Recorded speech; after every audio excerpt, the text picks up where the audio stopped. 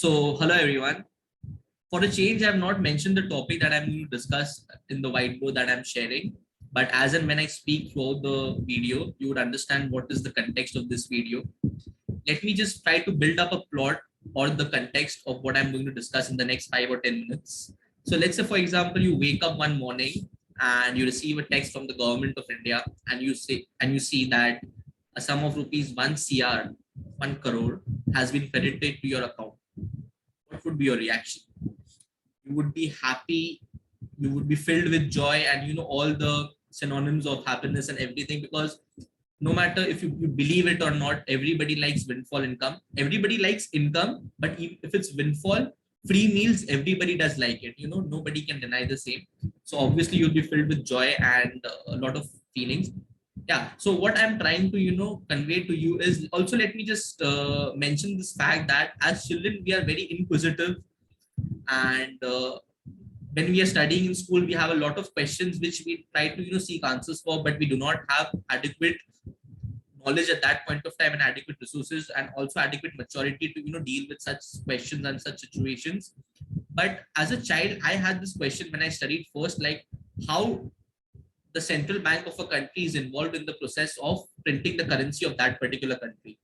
Now, at that point of time, when I first studied that the Reserve Bank of India is, involved in the process of printing the currency of our nation, I had this question that we are such a poverty-stricken country at that point of time, and still it's there. But I had this question that we are such a poverty-stricken country. Why does the central bank not just keep on printing money and distribute it to all the beggars or people who are poor and all that? I had this question, and I was looking for a solution for it. I came home and I asked my mother about the same. Obviously she was not an economist and she was not technically very sound, well versed, but she would always want to answer my questions. So she answered me that it will result in a lot of mishappenings in the economy and all that, and it is not as easy as it sounds. It may be a very deliberate process, at that point of time as a child I came to terms with it, and she also told me that the currency would get devalued, etc. At that point of time it sounded convincing to me, because I was not in a position to oppose her, or but I was just looking for a solution, and I knew why this is not happening the way it should have been happening. But yeah, definitely there she was right, but there are definitely a lot of details which I'm going to talk about in this video. And to start with, I'll just talk about the situation of Zimbabwe, which is not very new or not very old. It is just around 14 or 15 years back that something really astonishing happened in Zimbabwe. So let me just give you a context of what happened at the time of independence. So Zimbabwe was a British colony. Now, when they got independent, they had a lot of land with them. Now, the government wanted to distribute the land from the landowners to the local peasants or the local farmers who could get involved in the process of farming and boost the economy with the farming process and everything. But the problem was that the farmers were not skilled enough. So all this led to a lot of mishappenings, and they could not deal with it, the resources in a proper manner. Everything, the country was whole poverty stricken, and by this 2000 era or 2008, they were completely like almost on the verge of bankruptcy. So at that point of time, there were strategists who were guiding the government, and they came to a conclusion that the central bank is under our control. Let us just try to print as much currency as we can. Now, Zimbabwe took a very bold step in the form of printing currencies to a very high denomination. They also printed notes of 1 million denomination, 100 million denomination, 100 billion denomination, 100 trillion denomination, 100,000 trillion denomination. So, I mean, that is such a big denomination to discuss about. And I mean, I'm not exaggerating. These are the facts. I mean, anybody can go through the same. It's available in public domain. So all this is what happened, but did it result in people getting more rich? The answer is no. And that is exactly what I'm trying to convey as to why the same principle of printing more and more currency is not possible. Let me just talk about it in a very brief manner. Now, the thing is that people did have money in their hand, but also where would they use their money? To buy things that they need. Let's say, for example, I need a vehicle for myself. I need to buy fruits for myself, vegetables for myself. I have a lot of money. My purchasing power has increased. His purchasing power has increased. His purchasing power has increased, right? But the resources are limited. The resources are not being printed by the RBI note machine or whatever it is, right? So if the resources are limited, the demand is increasing the supply, and everybody's purchasing power has increased, this leads to a process called inflation, which leads to an increase in the price of the commodities in an economy, and also this leads to devaluation of the currency of that particular concerned nation or economy or whatever way you want to put it.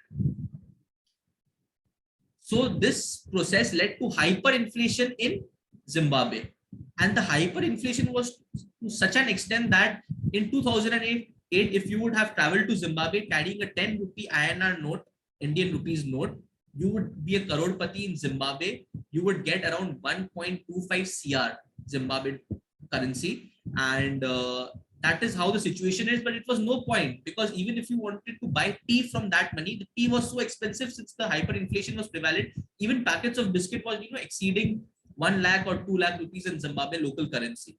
So you can imagine the extent of hyperinflation that occurred as a result of this process of printing so much currency, discretionary process and everything. I mean, it is very astonishing to know that such things have happened in the world. So this is exactly what happens when you try to get involved in such a process. The demand overweighs the supply, and that results in hyperinflation.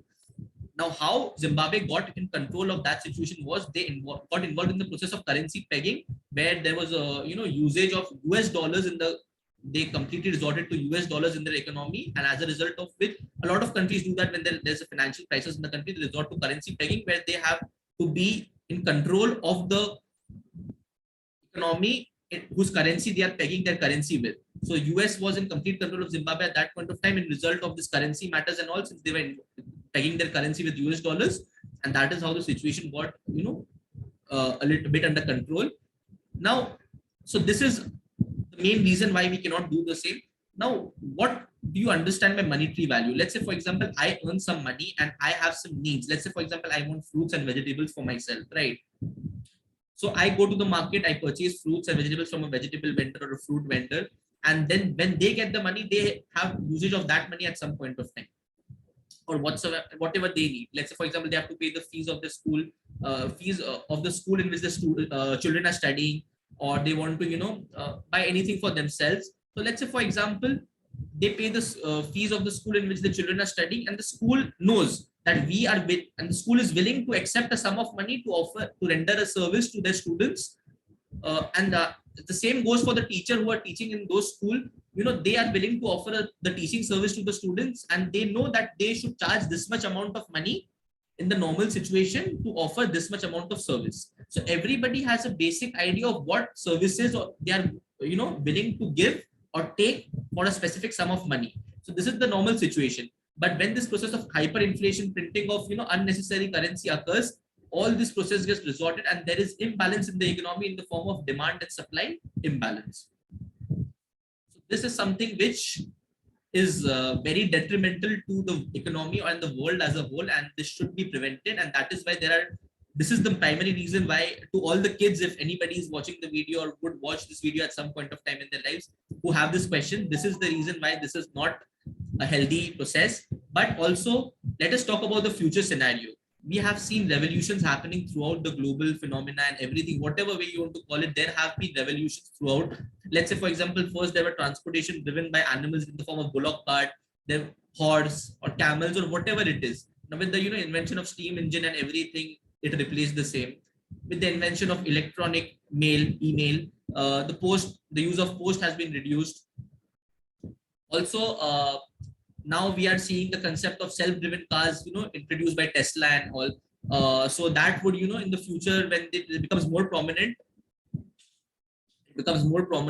then it would lead to a loss in employment for all the drivers who are actually currently employed in the profession of driving. So there is a risk of, researchers show that there is a risk of unemployment to the extent of 90% global unemployment that could happen in a period of 30 or 35 years, or maybe a longer period, whenever we are completely, adopting the automated technology in the form of robotics or artificial intelligence or whatever. So at that point of time, when there is economy everywhere around the globe, there is this process of poverty all around the globe, and so at that point of time, a lot of countries are considering proposals of printing currency through the central banks to get rid of this poverty-stricken situation, even though it may be at the cost of hyperinflation or whatever it is. There are considerations given to the same, and there is supposed to be mass unemployment at that point of time, because and also there are websites where actually you can enter your profession and you can check exactly like how much chances are that your profession can be completely outweighed by the introduction of automated technology. So I mean, you can obviously, I mean, I don't know how reliable all these sources are or how much you can rely upon the same, but you can obviously give it a try and obviously choose a career path which is in par with all of that. But that is a secondary discussion. So this can be given a thought at some point of time. Not saying that we are completely neglecting the idea of not printing the currency notes or whatever it is to the central bank, but the future scenario, it also depends on where uh, and how the money would be used that you would be getting from the government, the support that you would be getting from the government. And we also, because of all of this, there is a concept of universal basic income. I think I was going through a UPSC question paper where they have been prominently asking about this concept of universal basic income, since it is such a prevalent topic in today's scenario, and you can understand the importance of the discussion that I was just telling you about. So the thing is that this universal basic income is nothing but a form of money that, let's say, for example, the one I was mentioning at the start of the video, you get a message that you get 1 CR from the government. So that is nothing but a support given from the government where you can utilize the funds. They credit it to accounts of all the adults. Let's say, for example, it will be vary from country to country, but it is generally 18 years of age. So whoever is greater than 18 years of age, they give a sum of money to them to help them in their spendings. So now the thing is that this universal basic income, in talking in a very realistic manner, I talked about 1 CR at the very beginning of the video, but we are not even at a situation where we can give 1 lakh per person to in our economy. So where will the money come from? That is a question, and that is why the proposals of the considerations are being given to this printing of money throughout by the central banks. So this is just a future scenario that can be highly probable in the coming times, and we may have a discussion over it. And that is where the concept of UBI is also emerging.